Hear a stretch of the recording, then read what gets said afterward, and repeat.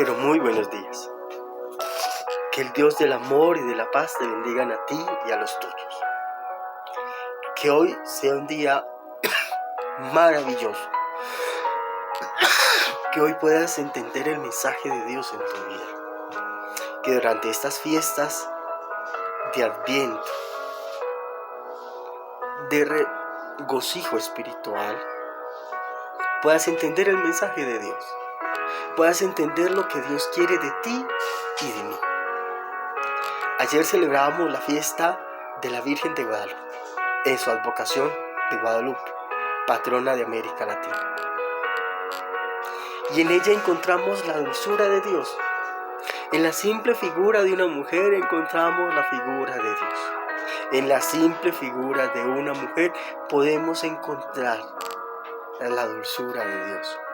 María no es milagrera, nunca. María lo que siempre ha dicho en sus apariciones y en su devenir era: hagan la voluntad de Dios. Y así lo hizo la Virgen de Guadalupe en su advocación de Guadalupe. Hace la voluntad de Dios. Ella no se presenta ante el pueblo a decirle al pueblo: adóreme. Siempre se nos presenta en todas sus advocaciones marianas, Fátima, Menuyugori, todas las que usted quiera nombrar, siempre es: hagan la voluntad de Dios. Porque quien hace la voluntad de Dios vive bajo los criterios de Dios. Y por eso María es el mejor ejemplo de encontrarnos con Dios. Y quiero leerte una cosita así pequeña. Un brahman tenía su choza a la orilla de un gran río. Cada día una doncella cruzaba el río en un bote y le traía un poco de leche que le había enviado un pastor. A veces ella llegaba tarde y el brahman, cansado de las razones que le daba, diciendo que era a causa de demoras del bote, le dijo un día: son tonterías. Una persona de fe que tenga a Dios en el corazón puede caminar sobre las aguas sin temor. La doncella lo escuchó. Luego se arrodilló ante el santo hombre y, tomando un poco de polvo de sus pies, lo frotó sobre su frente. Al día siguiente llegó con prontitud y así sucedió ahí en adelante. Le preguntó a la joven cómo era ahora tan puntual y ella le dijo: estoy practicando lo que dijiste, y con Dios en mi corazón y en mis labios cruzo el río sin necesidad de bote. El brahman fue a ver el milagro y observó a la doncella que entraba al agua murmurando el nombre de Dios y avanzaba livianamente como una pluma. Recogió el borde de su túnica y comenzó a seguirla, y cuando ella vio que él empezaba a hundirse, le dijo: ¿cómo quieres que Dios te lleve sobre el agua si ya al entrar levantaste tu ropa por temor a que te mojaras? La práctica. A eso te invito hoy, a ser práctico. ¿Quieres tener a Dios en tu corazón, en tu vida, y que tu vida cambie? Pon tu vida en práctica. Pon ese sentimiento en práctica. Pon a Dios en primer lugar. Déjale a Dios tus problemas, tus limitaciones, tus dificultades. Déjale a Dios todo, y Dios mismo hará de ti los milagros. A veces los seres humanos nos preocupamos de las necesidades básicas y fundamentales, y Dios te dice: párele. Yo quiero estar contigo, tú decides estar conmigo.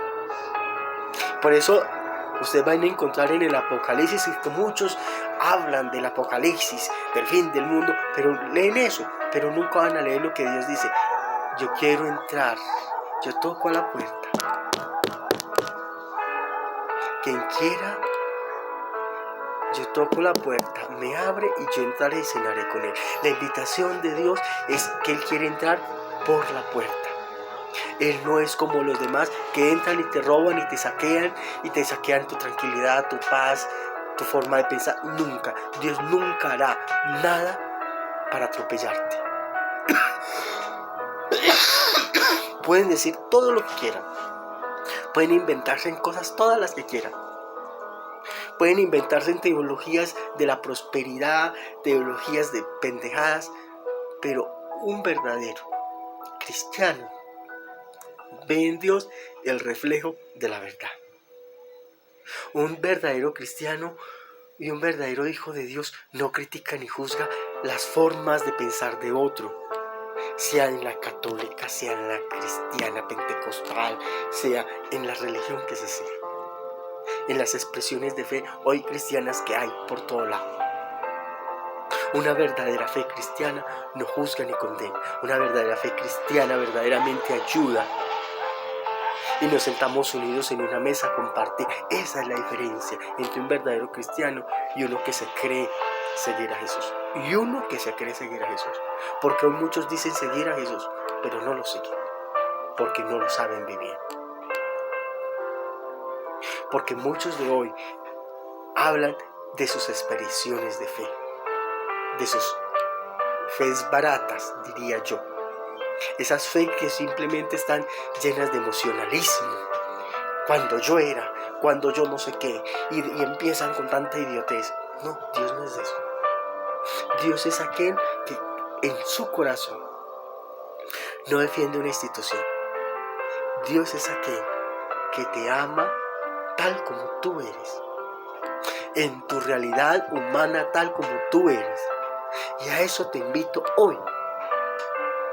Y por eso ayer les decía que el verdadero seguidor de María, el verdadero hombre o mujer que ame a María, hace lo que ella nos pide en el Evangelio. Hagan lo que Él les diga. ¿Y qué es lo que Jesús nos dice?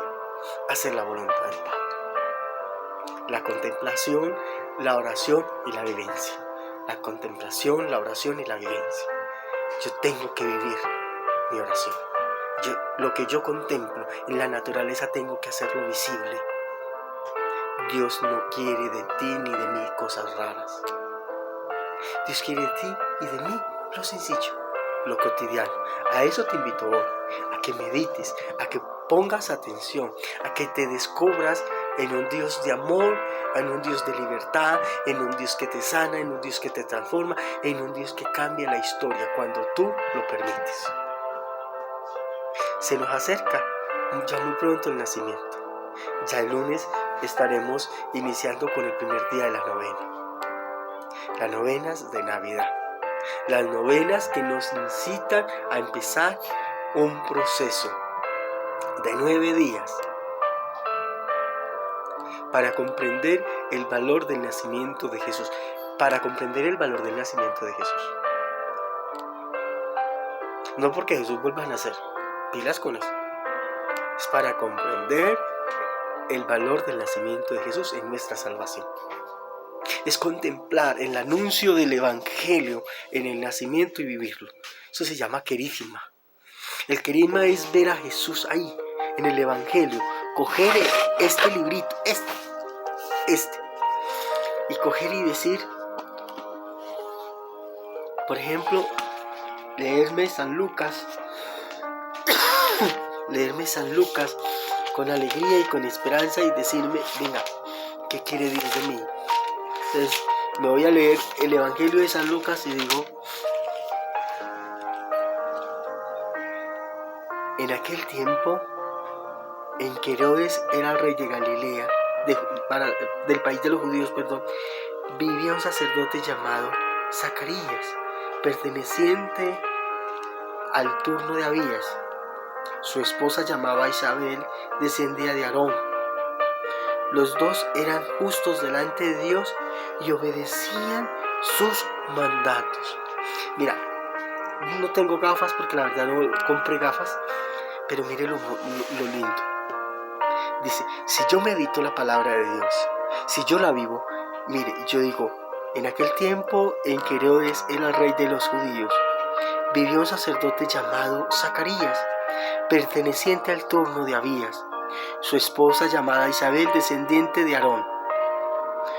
Mire lo hermoso, escuche, pongamos en práctica. Los dos eran justos delante de Dios y obedecían sus mandatos y leyes del Señor de manera intachable.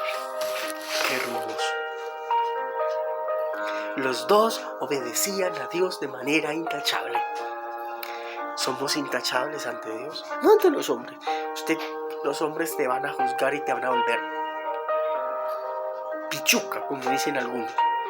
Te van a volver miércoles. Perdónenme la expresión. Te van a volver miércoles. Porque el ser humano solo vive en el Dios de su mundo.